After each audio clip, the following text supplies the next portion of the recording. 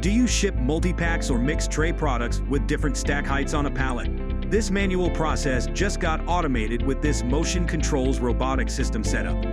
If you're supplying grocery and club stores, your pallets rarely ship as full loads of a single SKU. They're built to match specific store-ready orders, different SKUs with specific counts. And in many facilities, you're still relying on manual assembly to get it right. In this system, your team loads trays onto 6 dedicated lanes, keeping multiple products available at all times.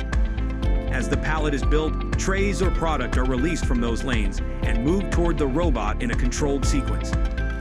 Instead of relying on your team to build the mix, the system controls it, releasing each tray or product based on the pallet recipe.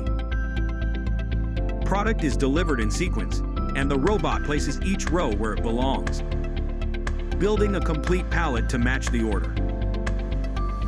Product flows continuously to the robot, allowing the pallet to be built without interruption. The result is a repeatable mixed-SKU pallet, built right every time, without relying on manual assembly.